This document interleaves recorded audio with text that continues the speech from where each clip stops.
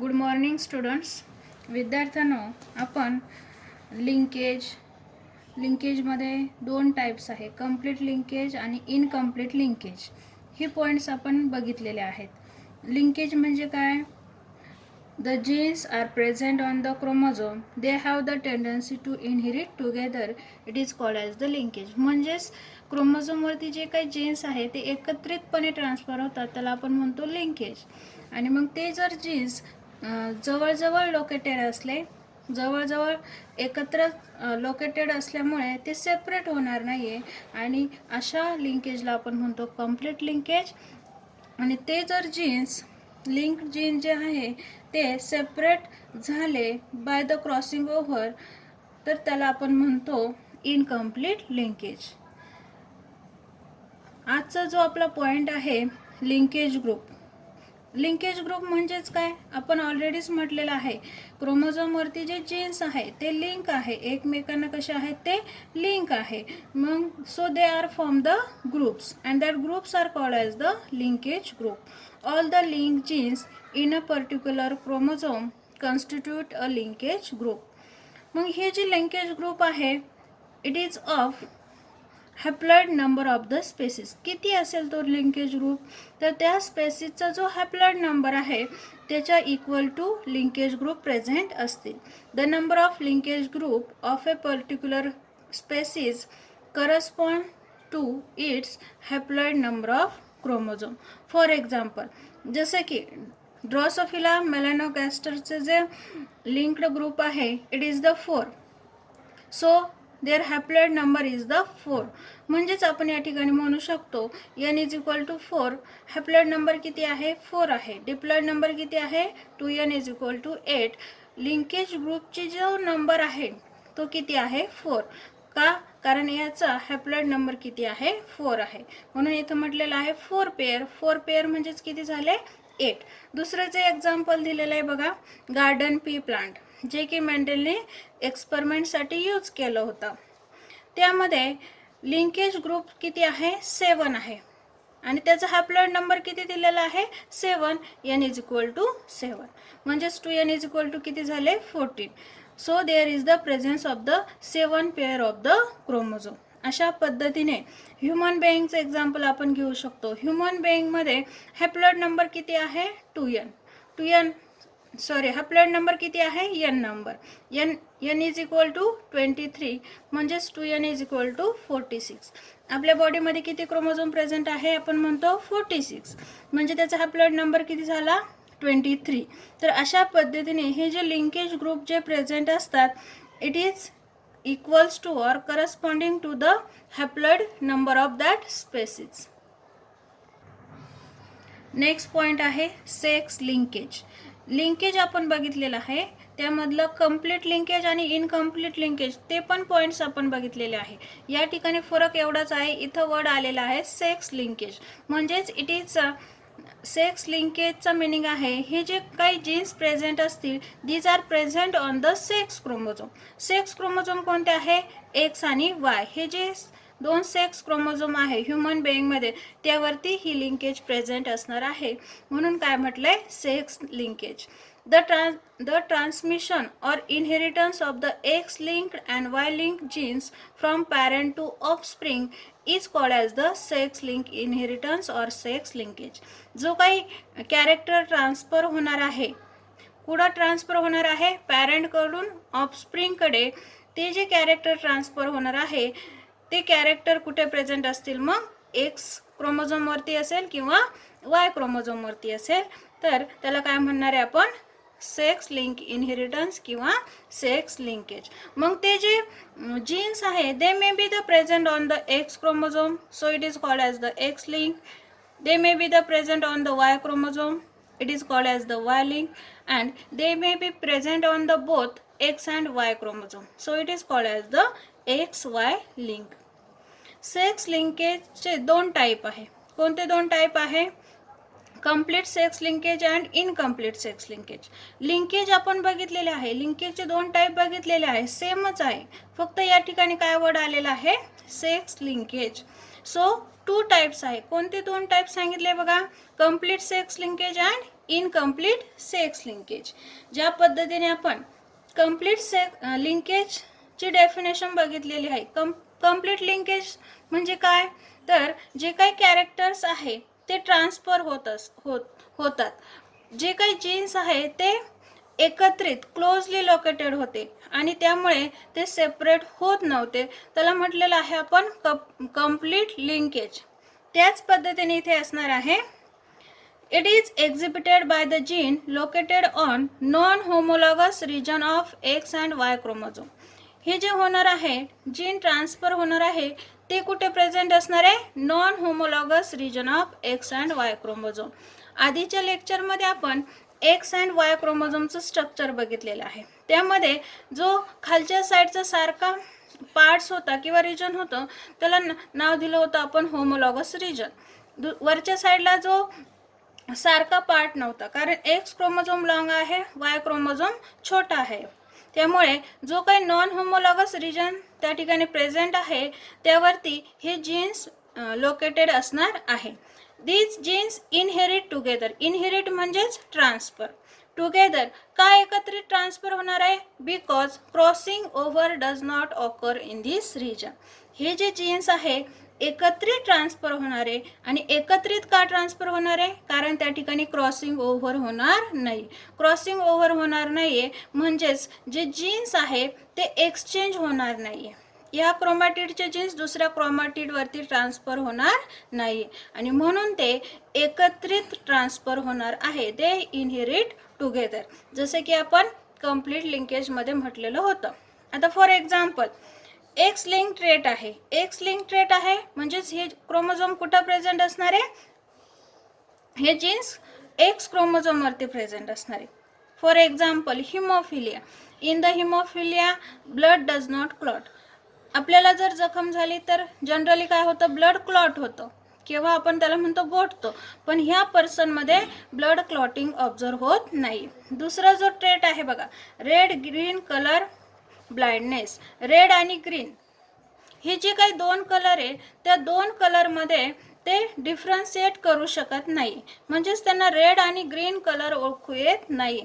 हे जे दोन कलर आहेत ते त्यांना ग्रे दिसतात. मग हे जे असे काही जे ट्रेट्स आहे एक्स लिंक ट्रेट आहे. दुसरं दिलेलं आहे मायोपिया, नियर सायटननेस. आणि दुसरा जो एक ट्रेट दिलाय बघा वाय लिंक म्हटले. वाय लिंक का म्हटले, कारण हे जे जीन्स आहे ते कुठं प्रेझेंट असणार आहे, वाय क्रोमोझोमवरती. आणि त्याचं एक्झाम्पल बघा, हायपर ट्रायकोसिस. हायपर मीन्स अबो, ट्रायकोसिस याचं मीनिंग आहे जे काही आपल्या इयर पिना असतात त्यामध्ये त्या इयर पिनावरती हेअर्स आलेले असतात. आणि दुसरा जो ट्रेट सांगितलेला आहे इथोयोसिस एक्सेट्रा. आता हा वाय लिंक्ड जीन्स असल्यामुळे किंवा ट्रेट असल्यामुळे या ठिकाणी हा जो ट्रेट आहे तो मेलमध्ये दिसेल का फिमेलमध्ये, it is observes in the male. का, कारण फिमेलमध्ये आपल्याला वाय क्रोमोझोम ऑब्झर्व होत नाही. फिमेलमध्ये कोणते क्रोमोझोम असतात, एक्स एक्स, आणि मेलमध्ये X Y. So this Y link traits it is observe in the male only. पहिला टाईप आपण बघितलेला आहे. कोणता टाईप आहे पहिला, कंप्लीट लिंकेज. यामधला दुसरा टाईप आहे बघा, इनकम्प्लीट सेक्स लिंकेज. इनकम्प्लीट म्हणजेच काय असणार आहे, जसं आपण इनकम्प्लीट लिंकेजमध्ये म्हटलेलं आहे, हे जे जीन्स आहे ते कुठे लोकेटेड असतात, वाईडली लोकेटेड असतात. आणि त्यामुळे वाईडली लोकेटेड असल्यामुळे यामध्ये क्रॉसिंग ओव्हर होत असतं आणि हे जे जीन्स आहे ते एकत्रित ट्रान्सफर होणार नाही. सेम इथं आहे, फक्त फरक काय आहे, हे जे जीन्स आहे ते कुठे प्रेझेंट आहे, एक्स आणि वाय क्रोमोझोमवरती. So the name is given incomplete sex linkage. It is exhibited by genes located on, कुठे लोकेटेड आहे, homologous region of X and Y chromosome. वरती काय म्हटलं होतं आपण, कंप्लीट सेक्स लिंकेजमध्ये these genes are present on the non homologous, काय म्हटलं होतं, non homologous region of X and Y chromosome. इथे काय म्हणणार आता, these are present on the homologous region of X and Y chromosome. Then they do not inherit together. they do not inherit together because crossing over occurs in this region. ठीक आहे. याच्या opposite complete sex linkage मध्ये म्हटलं होतं बघा आपण, they inherit together because crossing over does not occurs in this region. हे दोघं कसे आहे मग अपोजिट आहे. समजलंय. कंप्लीट सेक्स लिंकेज आणि इनकम्प्लीट सेक्स लिंकेज वरती हे जे जीन्स प्रेझेंट असतात ते नॉन होमोलॉगस रिजन वरती असतात. इनकम्प्लीट मध्ये कुठे असतात, these are present on the homologous region. आपण यामध्ये डिफरन्स सांगू शकतो दुसरा, दे इनहेरिट टुगेदर आणि here they do not inherit together. का एकत्रित ट्रान्सफर होतात इथे, का एकत्रित ट्रान्सफर होणार आहे, because crossing over does not occur. Crossing over होणार नाहीये म्हणजे जीन एक्सचेंज होणार नाहीये, रिकॉम्बिनेशन होणार नाहीये, म्हणून हे जे जीन्स आहे ते एकत्रित ट्रान्सफर होणार आहे. आणि त्याच्या अपोजिट इकडं इनकम्प्लीट सेक्स लिंकेज मध्ये क्रॉसिंग ओव्हर होणार आहे. They do not inherit together because crossing over occurs in this region. ह्या रिजन मध्ये काय होत असते, क्रॉसिंग ओव्हर होत असते. जेव्हा आपण एक्स आणि वाय क्रोमोझोम बघितला त्यावेळेस पण आपण म्हटलेलं आहे हे जो काही होमोलॉगस रिजन प्रेझेंट आहे सारखा रिजन त्यामध्येच क्रॉसिंग ओव्हर होत असते. नॉन होमोलॉगस रिजन मध्ये क्रॉसिंग होत नसते एक्स आणि वाय क्रोमोझोमच्या. याची एक्झाम्पल आहे इनकम्प्लीट सेक्स लिंकेजचे एक्झाम्पल बघा. XY link traits are total colour blindness, total colour blindness. आणि दुसरा जो आहे नेफ्रिटिस, रेटिनिटिस, पिगमेंटोसा एक्सेट्रा. हे जे एक्झाम्पल्स आहे ते इनकम्प्लीट डॉमिनन्सची एक्झाम्पल आहे. विद्यार्थ्यांनो आपण वर्ड वापरलेला आहे क्रॉसिंग ओव्हर. या अगोदर पण म्हटलं आपण बघा, जे काही जीन्स आहे ते ट्रान्सफर होतात, मग त्या ठिकाणी त्या जीन्समध्ये क्रॉसिंग ओव्हर होते किंवा क्रॉसिंग ओव्हर होत नाही. तर हे क्रॉसिंग ओव्हर म्हणजे काय, crossing over is a process that produces new combination. Crossing over ही एक प्रोसेस आहे ज्यामुळे काय होणार आहे, नवीन कॉम्बिनेशन तयार होणार आहे. त्यालाच आपण म्हणतो recombinations of a genes by interchanging and exchanging of corresponding segments between non sister chromatids of homologous chromosome. जे काही होमोलॉगस क्रोमोझोम आहे आधीच्याच याच्यामध्ये आपण बघितलं बघा, इनकम्प्लीट सेक्स लिंकेजमध्ये आपण काय म्हटलं, जे काही होमोलॉगस क्रोमोझोम आहे एक्स आणि वायचा होमोलॉगस रिजन जो आहे त्यामध्ये काय झालेलं आहे, क्रॉसिंग ओव्हर झालं. आणि त्यामुळे क्रॉसिंग ओव्हर झाल्यामुळे त्या ठिकाणी ते काही जीन्स आहे ते काय झालेले आहे, सेपरेट झालेले आहे. Same here crossing over. मग ही एक प्रोसेस आहे बघा. या प्रोसेसमुळे काय होणार आहे, रिकॉम्बिनेशन तयार होणार आहे. या ठिकाणी जे काही क्रोमोझोम आहे बघा, इथं या क्रोमोझोमच्या इकडं आर्म्स आहे, मध्ये सेंट्रोमियर आहे. हा आपण दुसरा क्रोमोझोम काढला आणि ह्या दुसऱ्या क्रोमोझोमचे काय आहे, हे आर्म्स आहे. या आर्म्स जर तुम्ही इथं बघितलं तर या ठिकाणी काय झाले, एकमेकांच्या वरती गेलेले आहे. म्हणजेच काय झालं, या ठिकाणी क्रॉसिंग ओव्हर झालेलं आहे. हे जे दोन आर्म्स आहे बघा, new combinations of genes by interchanging and exchanging of corresponding segment between non sister chromatid. आता हे नॉन सिस्टर क्रोमॅटिड कोणते, हे जे दोन आहे हे काय आहे, नॉन सिस्टर क्रोमॅटिड आहे. हे जे दोन क्रोमॅटिड आहे, ॲक्च्युली क्रोमोझोमचं स्ट्रक्चर काढत असताना आपण अशा पद्धतीने काढतो, मध्ये सेंट्रोमियर आणि हे त्याचे आर्म्स, हे किंवा क्रोमॅटिड्स म्हणतो. हे जे क्रोमॅटिड्स आहे हे काय झाले, सिस्टर क्रोमॅटिड. पण हे दोन वेगळे क्रोमोझोम आहे म्हणून हे काय झाले, नॉन सिस्टर क्रोमॅटिड. आणि ह्या नॉन सिस्टर क्रोमॅटिडचा जो होमोलॉगस क्रोमोझोम आहे, हे दोन क्रोमोझोम कसे आहे, होमोलॉगस क्रोमोझोम. होमोलॉगस क्रोमोझोम म्हणजे काय, structurally and genetically similar chromosome, त्यांना काय म्हणतो आपण, होमोलॉगस क्रोमोझोम. आता हे जे दोन क्रोमोझोम आहे त्यांच्यामधला जो हा सेगमेंट आहे ज्या ठिकाणी क्रॉसिंग ओव्हर झालेला आहे तो सेगमेंट काय होतो, एक्सचेंज होतो. म्हणजेच या ठिकाणी हे जे दोन सेगमेंट आहे ते काय होणार आहे, एक्सचेंज होणार आहे. म्हणजेच या क्रोमोझोमचा पार्ट कुठे अटॅच होणार आहे? या क्रोमोझोमला. आणि या क्रोमोझोमचा पार्ट कुठे अटॅच होतो? या क्रोमोझोमला. आणि या ठिकाणी हा जो सेगमेंट आहे तो काय होणार आहे? चेंज, एक्सचेंज होणार आहे, किंवा आपण म्हणू शकतो इंटरचेंज. या क्रोमोझोमचा पार्ट्स इकडे आलेला आहे आणि इकडच्या क्रोमोझोमचा पार्ट्स या क्रोमोझोमवरती आलेला आहे. त्याला काय म्हणतो मग? Interchanging and exchanging of corresponding segment between non sister chromatids of homologous chromosome. हे जे काय होमोलॉगस क्रोमोझोम आहे त्यांचे जे काय नॉन सिस्टर क्रोमॅटिड्स आहे त्यांचे काय होणार आहे? सेगमेंट चेंज होणार आहे. आणि सेगमेंट चेंज झाले म्हणजेच हे जीन्स पण काय होणार आहे? चेंज होणार आहे. या क्रोमोझोमवरती जे काही जीन्स प्रेझेंट आहे ते कुठे जातील? या क्रोमोझोमवरती. आणि या क्रोमोझोमचे जीन्स कुठे जातील? इकडच्या क्रोमोझोमवरती. म्हणजेच जेनेटिक मटेरियल काय झालं?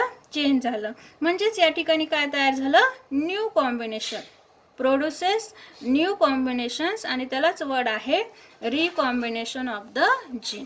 जीनमध्ये काय झालेलं आहे? इथं रिकॉम्बिनेशन झालेलं आहे. Crossing over समजलंय?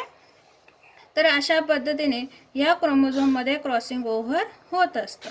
आता हे जे क्रॉसिंग ओव्हर आहे ते केव्हा होतं मग? It occurs during pachytene of the prophase first of meiosis. Meiosis जे आहे, मिओसिसमध्ये 2 वेळा मिओसिस होत असतं, मिओसिस फर्स्ट आणि मिओसिस सेकंड. कारण मिओसिसमध्ये 4 सेल्स तयार होतात and this 4 cells are the haploid. त्या 4 सेल कशा आहे? हॅप्लॉइड्स आहे. ह्या 4 सेल तयार होत असताना मिओसिस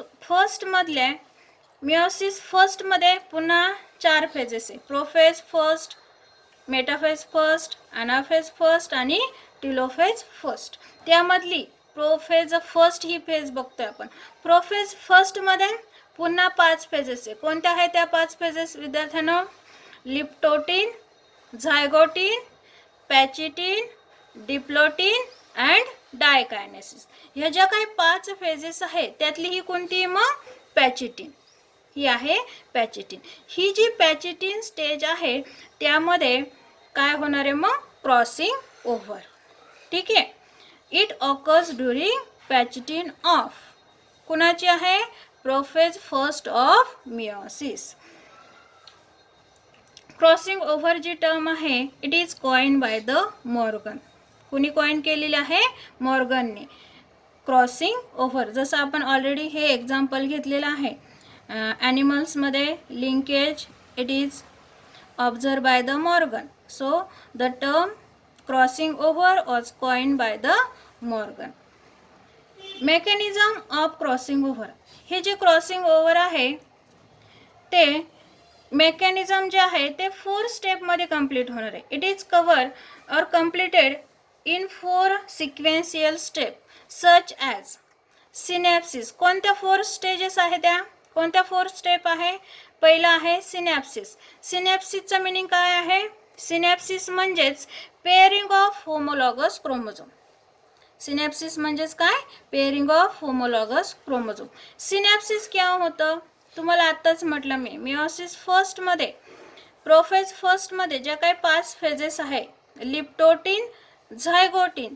झायगोटिनमध्ये काय होतं? पेअरिंग ऑफ होमोलॉगस क्रोमोझोम म्हणजेच काय होत असतं? सिनॅप्सिस. नेक्स्ट स्टेप आहे बघा टेट्राड फॉर्मेशन. नेक्स्ट स्टेप कोणती आहे? Tetrad formation.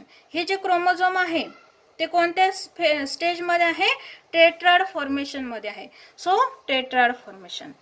थर्ड स्टेप आहे क्रॉसिंग ओव्हर. आत्ताच आपण म्हटलंय बघा इथे. या ठिकाणी हे जे काही क्रोमोझोम आहे, होमोलॉगस क्रोमोझोम आहे, ते जवळजवळ येत असतात. जवळजवळ आले म्हणजेच काय झालं? पेअरिंग झाली. पेअरिंग झाली म्हणजेच काय झालं? सिनॅप्सिस झालं. आणि सिनॅप्सिस झाल्यानंतर त्या ठिकाणी टेट्राड फॉर्मेशन आहे आणि त्यानंतर होतं त्या ठिकाणी क्रॉसिंग ओव्हर. क्रॉसिंग ओव्हर झाल्यानंतर पुढची जी स्टेप आहे टर्मिनलायझेशन. टर्मिनलायझेशन म्हणजेच काय? या ठिकाणी हे जे काय क्रॉसिंग ओव्हर झालेलं आहे ते क्रोमोझोम पुन्हा हे जे होमोलॉगस क्रोमोझोम आहे ते होमोलॉगस क्रोमोझोम पुन्हा एकमेकांपासून सेपरेट व्हायला लागतात आणि सेपरेट व्हायला लागल्यामुळे ते अपोजिट डायरेक्शनला पुल केले जातात आणि पुल केल्यामुळे या ठिकाणी जे क्रॉसिंग ओव्हर झालेलं आहे ते क्रॉसिंग ओव्हर काय होतं, याच्या टोकाला जातं. हे जे काही क्रोमॅटिड आहे त्या क्रोमॅटिडच्या कुठं जातं, टोकाला जातं. क्रोमॅटिडच्या टोकाला जाण्याची जी प्रोसेस आहे ते काय, त्याला काय म्हणणार आपण, टर्मिनलायझेशन. टर्मिनल पोझिशन म्हणजेच काय आहे, टर्मिनल पोझिशन. जे काही क्रॉसिंग ओव्हर झालेलं आहे इथं ते कुठं जातं, शेवटला जातं, टोकाला जातं, त्याला म्हणतो आपण टर्मिनलायझेशन. अशा 4 प्रोसेसमध्ये किंवा स्टेपमध्ये या ठिकाणी क्रॉसिंग ओव्हर होत असतं. दिस फेनॉमेनॉन इज युनिव्हर्सल. हा जो फेनॉमेनॉन आहे क्रॉसिंग ओव्हरचा युनिव्हर्सल आहे, कारण प्रत्येकच ऑर्गॅनिझममध्ये ज्यावेळेस गॅमेट फॉर्मेशन होत असतं तेव्हा काय होणार असतं, मिओसिस. आणि मिओसिस झालं तर त्या ठिकाणी क्रॉसिंग ओव्हर होत असते. So it is the universal and it is necessary for the natural selection. कशासाठी इम्पॉर्टंट आहे, for the natural selection, because it is increase the chances of variation. यामुळे क्रॉसिंग ओव्हर झाल्यामुळे जेनेटिक मटेरियल काय होतं, exchange होत असतं आणि त्यामुळे आपल्याला या ठिकाणी व्हेरिएशन ऑब्झर्व होतो. What is mean by variation? Variation म्हणजे काय सांगतो आपण, the difference between parent and offspring. म्हणजे तुम्ही एक्झॅक्ट तुमच्या पॅरेंट सारखे दिसत नाही आहात, त्याला काय म्हणतो आपण, व्हेरिएशन. ही व्हेरिएशन कशामुळे आलेलं आहे तुमच्यामध्ये, it is due to the crossing over. जे काही क्रोमोझोम आहे, पॅरेंटचे जे काही क्रोमोझोम आहे, मेल अँड फिमेलचे जे काही क्रोमोझोम आहे त्यामध्ये क्रॉसिंग ओव्हर झालेलं आहे आणि त्यामुळे तुम्ही एक्झॅक्ट तुमच्या पॅरेंटसारखे दिसत नाही आहे. म्हणून it is important for the variation.